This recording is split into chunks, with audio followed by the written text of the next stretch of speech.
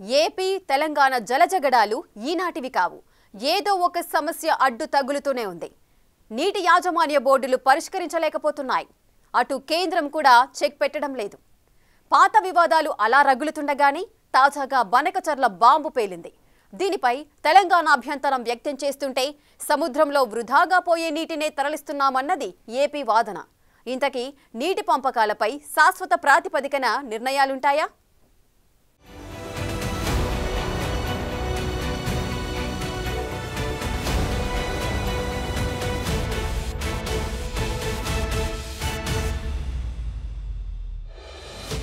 ఇది మనం గ్యాప్ పెంచుకోవడం, దూరం పెంచుకోవడం ద్వారా పరిష్కారం కాదు. మీరు ఢిల్లీలో మోడీ గారిని ఒత్తిడి తెచ్చి అనుమతి తెచ్చుకోవడం వల్ల ఇవి పూర్తి కావు. కాబట్టి మా తెలంగాణ ప్రాజెక్టులో గోదావరి బేసిన్ మీద 968 టీఎంసీలు, కృష్ణా బేసిన్లో పరివాహక ప్రాంతం ప్రకారం మాకు ఒక 555 టీఎంసీల నీళ్ళు వస్తాయి. దాని బేసిస్ మీద మేము కొన్ని ప్రాజెక్టులు కట్టుకుంటాం. ఈ రెండింటికి మీరు క్లియర్గా అనుమతి ఇవ్వండి. ఆ తర్వాత ఎన్ని సముద్రంలో పోయే నీళ్ళు మీరు ఎన్ని తీసుకుపోయినా మాకు అభ్యంతరం లేదు. రైట్, ఇది తెలంగాణ క్లియర్ కట్ సూచన. గోదావరిలో 1000 టీఎంసీలు, కృష్ణా నదిలో 500 టీఎంసీల నీటిని తెలంగాణ వాడుకునేందుకు ఏపీ ఎన్ఓసీ ఇస్తే ఆ రాష్ట్రం కట్టుకునే ప్రాజెక్టులకు అడ్డు చెప్పబోం. ఇది తెలంగాణ సీఎం రేవంత్ రెడ్డి మాట. బట్ రెండు రాష్ట్రాలకు వారి వారి ప్రయోజనాలు ఇంపార్టెంట్. అందుకే ఈ జల వివాదాలు తీరటం లేదు. కానీ ఒక మార్గం ఉంది. అదేంటో డీకోడ్ చేద్దాం. ఏపీ తెలంగాణ మధ్య నీటి వాటాలు పంపకం అంటే అదో పెద్ద సబ్జెక్టే. ఉన్నవి 2 నదులే, కానీ 1,00,000 సవాళ్లు, చిక్కుముడులున్నాయి. ఈ నీటి వాటాల చుట్టూ రాజకీయ అంశాలు, చట్టపరమైన విషయాలు, టెక్నికల్ ఇష్యూస్ ఇవన్నీ సంక్లిష్టంగా ఉన్నాయి. ఒకటి కాదు, 2 కాదు, తవ్వుతూ వెళితే అంతా సమస్యలే. ఒక్కదానికి పరిష్కారం లేదు. బేసిన్లు, బేషజాలు అన్ని కంటిన్యూ అవుతూనే ఉన్నాయి. ఒకరి ప్రతిపాదన మరొకరికి సెట్ కాదు. ఒకరు మీటింగ్ కు వెళితే మరొకరు వెళ్లరు. తగువ తీర్చాల్సిన కేంద్రం చొరవ చూపదు. రివర్ బోర్డ్ మేనేజ్మెంట్ల చేతుల్లో సంపూర్ణ అధికారం లేదు. ఇది లేటెస్ట్ సిట్యుయేషన్. ఇప్పుడు బనకచర్ల వ్యవహారంతో పంచాయతీ ఢిల్లీ దాకా వెళ్ళింది.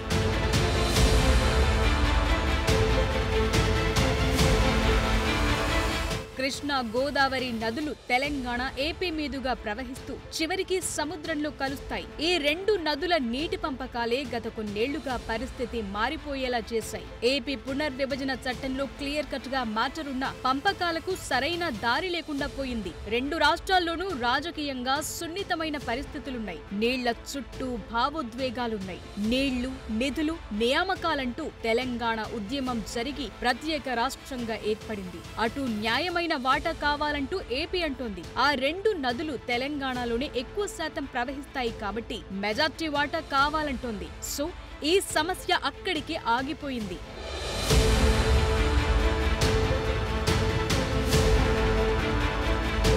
సీన్ కట్ చేస్తే లేటెస్ట్ గా బనకచర్ల వ్యవహారం పెద్ద దుమారంగా మారిపోయింది. ఏపీ 80,000 కోట్లతో గోదావరి బనకచర్ల ప్రాజెక్టును చేపట్టింది. దీని ద్వారా పోలవరం నుంచి రాయలసీమ, నెల్లూరు, ప్రకాశం జిల్లాలకు 200 నుంచి 400 టీఎంసీ నీటిని సాగు, తాగునీటి కోసం మళ్లించాలని ప్లాన్ చేస్తోంది. అయితే ఈ ప్రాజెక్టు తెలంగాణకు గోదావరి, కృష్ణా నీటి వాటాలను తగ్గిస్తుందని, విభజన చట్టం సెక్షన్ 84, 85, 87 ను ఉల్లంఘిస్తుందని ఆరోపిస్తోంది. పైగా ఈ ప్రాజెక్టుకు కేంద్రం 50% నిధులివ్వటం, జీఆర్ఎంబీ అనుమతి లేకుండా ముందుకు సాగటంపై తెలంగాణ తీవ్ర అసంతృప్తితో ఉంది. అటు ఏపీ మాత్రం వరద నీటినే వినియోగిస్తామని, తెలంగాణ హక్కులకు భంగం కలగదని వాదిస్తోంది. సీన్ కట్ చేస్తే జూన్ 18న తెలంగాణ ప్రభుత్వం అఖిలపక్ష సమావేశం నిర్వహించింది. సీఎం రేవంత్, నీటిపారుదల శాఖ మంత్రి ఉత్తమ్ ఢిల్లీకి వెళ్లి కేంద్ర జలశక్తి మంత్రితో భేటీలు కూడా జరిపారు. బనకచర్ల వద్దే వద్దని వాదించారు. కాళేశ్వరం ఫెయిల్ అయిపోయిందని, నీళ్లు ఎత్తిపోసుకునే పరిస్థితి లేదని, అలాంటప్పుడు గోదావరి నీటికి అడ్డుకట్ట ఎక్కడిదని తెలంగాణ సీఎం రేవంత్ రెడ్డి ప్రశ్నిస్తున్నారు. తెలంగాణ ప్రాజెక్టులకు గోదావరి బేసిన్ పై 968 టీఎంసీలు, కృష్ణా బేసిన్ లో పరివాహక ప్రాంతం ప్రకారం 555 టీఎంసీల నీళ్లొస్తాయని, తాము కొన్ని ప్రాజెక్టులు కట్టుకుంటామని, ఆ రెండింటికి ఏపీ సీఎం ఎన్ఓసీ ఇచ్చి ఆ తరువాత సముద్రంలోకి వెళ్లే నీటిని ఎంత తీసుకెళ్లినా తమకు అభ్యంతరం లేదంటున్నారు. మా తెలంగాణ ప్రాజెక్టులో గోదావరి బేసిన్ మీద 968 టీఎంసీలు, కృష్ణా బేసిన్లో పరివాహక ప్రాంతం ప్రకారం మాకు ఒక 555 టీఎంసీల నీళ్ళు వస్తాయి. దాని బేసిస్ మీద మేము కొన్ని ప్రాజెక్టులు కట్టుకుంటాం. ఈ రెండింటికి మీరు క్లియర్గా అనుమతి ఇవ్వండి. ఆ తర్వాత ఎన్ని సముద్రంలో పోయే నీళ్ళు మీరు ఎన్ని తీసుకుపోయినా మాకు అభ్యంతరం లేదు. 3000 మీరు ఎన్నైనా తీసుకెళ్ళండి. ఓ 1000 టీఎంసీలు దాదాపుగా గోదావరి మీద, ఒక 500 టీఎంసీలు కృష్ణా బేసిన్ మీద మా ప్రాజెక్టులకు మీరు ఎన్ఓసి ఇవ్వండి. ఈ 2 ఎన్ఓసీలు ఇచ్చిన తర్వాత మేము మీ ప్రాజెక్టులకు ఎలాంటి అభ్యంతరం పెట్టము. అటు ఏపీ సీఎం చంద్రబాబు కూడా చాలా సందర్భాల్లో బనకచెర్లపై మాట్లాడారు. పోలవరం బనకచెర్ల ప్రాజెక్టు వల్ల ఎవరికీ నష్టం ఉండదని, సముద్రంలోకి వెళ్లే నీటిని కరువు ప్రాంతాలకు తరలిస్తున్నామన్నారు. కాళేశ్వరం ప్రాజెక్టును తాను ఏనాడు వ్యతిరేకించలేదని, గోదావరి ఒక్కటే తెలుగు ప్రజలకు శ్రీరామ రక్ష అన్నారు. గోదావరి నీళ్లున్నాయి, మీరు తీసుకుంటున్నారు, మేము తీసుకుంటున్నాం. అది ఎవరికి నష్టం లేదు. ఇంకొక పక్క కృష్ణాలో నీళ్లున్నాయి, తక్కువ ఉన్నాయి.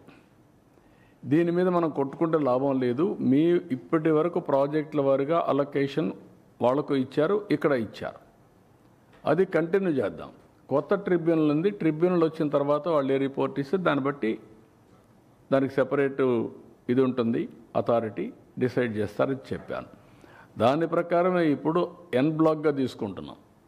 ఆంధ్రాకు వచ్చే వాటర్ మనం తీసుకుంటున్నాం, తెలంగాణకు వచ్చే వాటర్ వాళ్ళు తీసుకుంటున్నారు. కాళేశ్వరం వచ్చినప్పుడు నేను చెప్పాను, మీరు కట్టుకుంటున్నారు, ఇట్స్ ఓకే.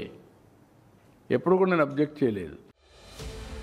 గోదావరిపై ప్రాజెక్టులు కట్టాలని, తెలంగాణలోని కరువు ప్రాంతాలకు కూడా గోదావరి నీటిని తరలించుకోవచ్చంటున్నారు. సో ఎవరి వెర్షన్ వారిదే. అయితే ఈ మొత్తం మ్యాటర్లు మాట్లాడకపోతే రాజకీయంగా నష్టం వాటిల్లే ప్రమాదం రెండు వైపులా రాజకీయ పార్టీలకు కనిపిస్తోంది. అందుకే కథ చాలా దూరం వెళుతోంది. పరిష్కారానికి మాత్రం రోడ్ మ్యాప్ ఏర్పడటం లేదు. ఇది కేంద్రంతోనే సాధ్యం.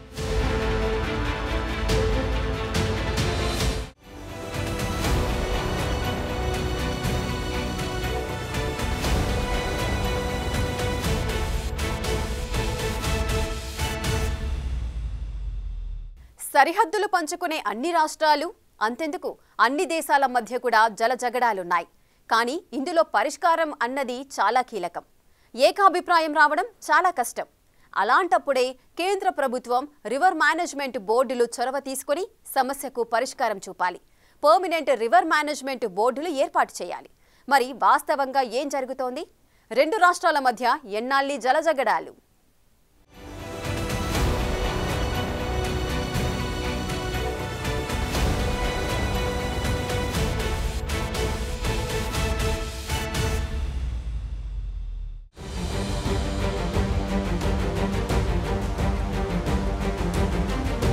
కృష్ణా గోదావరి నదుల నుంచి ఏటా సగటున సముద్రంలో ఎన్ని నీళ్లు కలుస్తున్నాయి?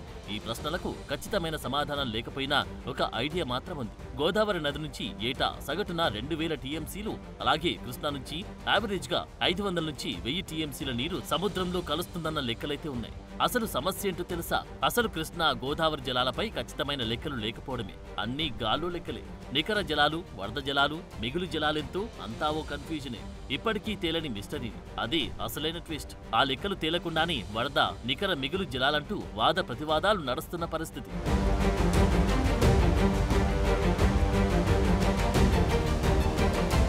తెలుగు ప్రాంతాలు ఒక రాష్ట్రంగా ఏర్పడ్డప్పుడు 1956లో జెంటిల్మెన్స్ అగ్రిమెంట్ ద్వారా తెలంగాణకు నీటి వనరుల వినియోగంలో సమాన హక్కులు కల్పిస్తామని నాడు హామీ వచ్చింది. అయితే ఈ ఒప్పందం అమలు కాలేదన్నది తెలంగాణ నేతల ఆరోపణ. విభజన తర్వాత ఆంధ్రప్రదేశ్ పునర్విభజన చట్టంలో నీటి వాటాలపై స్పష్టమైన నిబంధనలు లేకపోవడంతో వివాదాలు తీవ్రమయ్యాయి. రెండు రాష్ట్రాలు అనుమతులు లేకుండా కొత్త ప్రాజెక్టులు చేపడుతున్నాయని ఒకరిపై ఒకరు ఆరోపణలు చేసుకుంటున్న పరిస్థితి. కృష్ణా గోదావరి ఈ రెండు నదులు తెలుగు రాష్ట్రాలకు చాలా కీలకం. సాగునీటి వనరులు కూడా ఇవే. కృష్ణా నది నీటి వాటాలపై 34:66 తాత్కాలిక ఒప్పందం. అయితే దీన్ని తెలంగాణ వ్యతిరేకిస్తోంది.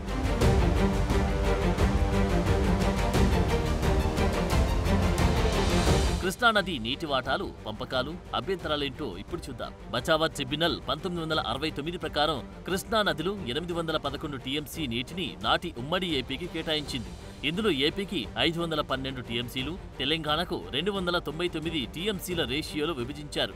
ఇది సాగు విస్తీర్ణం ఆధారంగా జరిగింది. విభజన తర్వాత 2015లో కేంద్ర జలశక్తి మంత్రిత్వ శాఖ సమావేశంలో 34:66 రేషియోలో నీటి వాటాలపై తాత్కాలిక ఒప్పందం జరిగింది. దీనిని ప్రతి సంవత్సరం సమీక్షించాలని నాడు నిర్ణయించారు. అయితే తెలంగాణ మాత్రం 68.5% కృష్ణా బేసిన్ క్యాచ్మెంట్ ఏరియా తమ రాష్ట్రంలో ఉందని, 811 టీఎంసీలో 555 టీఎంసీల నీళ్లు తమకే కేటాయించాలని డిమాండ్ చేస్తుంది. అటు ఏపీ మాత్రం తమకు ఇప్పటికీ అభివృద్ధి చేసిన సాగు ప్రాంతాలు అంటే కమాండ్ ఏరియా సేఫ్టీ కోసం 66% వాటా కొనసాగాలని వాదిస్తోంది.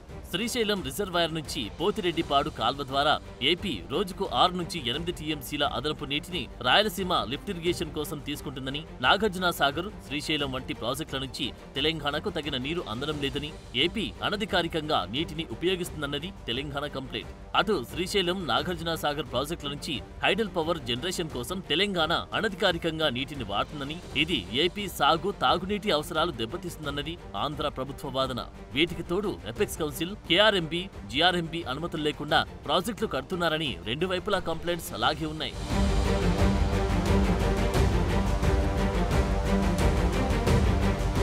ఇప్పుడు గోదావరి నది నీటి వాటాలు, పంపకాలు, అభ్యంతరాలేంటో చూద్దాం. బచావత్ ట్రిబ్యునల్ 1960 ప్రకారం గోదావరి నది నీటిని ఏపీ, మహారాష్ట్ర, ఒడిశా, ఛత్తీస్గఢ్, కర్ణాటకలకు కేటాయించింది. విభజన చట్టంలో గోదావరి నీటి వాటాలపై స్పష్టత లేకపోవడంతో రెండు రాష్ట్రాల మధ్య అపనమ్మకం పెరిగింది. తెలంగాణ 968 టీఎంసీ గోదావరి నీటిపై చట్టబద్ధమైన హక్కు కోరుతోంది. అయితే గోదావరి నీళ్లు సముద్రంలోకి వృధాగా పోతున్నాయని, వీటిని బనకచెర్ల, పోలవరం లాంటి ప్రాజెక్టుల ద్వారా ఉపయోగించుకోవచ్చని ఏపీ వాదిస్తోంది. ఏపీ పోలవరం గొల్లెపల్లి జలాశయం నుంచి రాయలసీమకు 200 నుంచి 400 టీఎంసీ గోదావరి నీటిని మళ్లించి బనకచెర్ల ప్రాజెక్టును చేపట్టిందని, ఇది తెలంగాణ జల హక్కులకు గండికొడుతుందని, విభజన చట్టం నిబంధనలు ఉల్లంఘించిందని తెలంగాణ ఆరోపిస్తుంది. అటు కాళేశ్వరం, తుపాకులగూడెం, సీతారామ లిఫ్ట్ ఇరిగేషన్ వంటి గోదావరి ప్రాజెక్టులను జీఆర్ఎంబీ, ఎపెక్స్ కౌన్సిల్ అనుమతులు లేకుండా తెలంగాణ చేపట్టిందన్నది ఏపీ ఆరోపణ.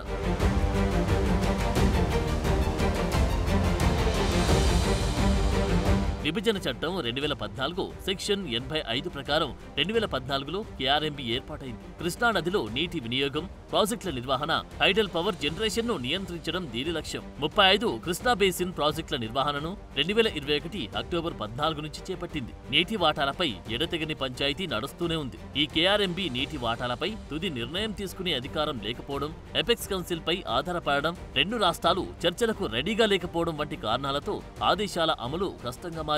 అటు 2014లో విభజన చట్టం ద్వారా గోదావరి నది నీటి నిర్వహణ కోసం జీఆర్ఎంబీ ఏర్పాటైంది. ఇది 71 గోదావరి బేసిన్ ప్రాజెక్టుల నిర్వహణను 2021 నుంచి చేపట్టింది.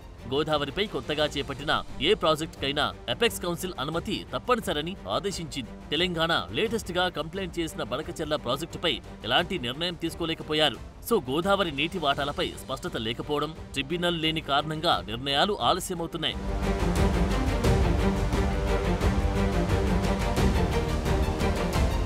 రెండు రాష్ట్రాల మధ్య జలజగడాలు పెరుగుతూ ఉండడంతో కేంద్రం పోషించబోయే పాత్ర చాలా కీలకంగా మారుతుంది. విభజన చట్టం 2014 సెక్షన్ 84 ప్రకారం కేంద్ర జలశక్తి మంత్రి రెండు తెలుగు రాష్ట్రాల సీఎంలతో ఎపెక్స్ కౌన్సిల్ ఏర్పాటైంది. ఇది కేఆర్ఎంబీ, జీఆర్ఎంబీ నిర్వహణను పర్యవేక్షిస్తుంది, వివాదాలను పరిష్కరించాలి. 2016, 2020లో 2 సమావేశాలు జరిగాయి. కానీ నీటి వాటాలపై ఎలాంటి తుది నిర్ణయం రాలేదు. కృష్ణానది జల వివాదాల ట్రిబ్యునల్ 2023లో తెలంగాణ, ఏపీ మధ్య కృష్ణా నీటి వాటాలు పరిశీలిస్తోంది. గోదావరి నీటి వాటాలపై కొత్త ట్రిబ్యునల్ ఏర్పాటుకు ఏపీ డిమాండ్ చేసినా ఇంకా కేంద్రం నిర్ణయం తీసుకోలేదు. నిజానికి ఈ నీటి వాటాల పంపకం చాలా సున్నిత అంశంగా మారిపోయింది. కేంద్ర ప్రభుత్వం నిర్ణయం తీసుకుంటే అది ఏ రాష్ట్రానికి ఇబ్బందిగా ఉన్నా సమస్యలు తప్పవన్న ఆలోచన కనిపిస్తోంది. వ్యూహాత్మక రాజకీయ సంబంధాలు కూడా కీలకంగా మారుతున్నాయి.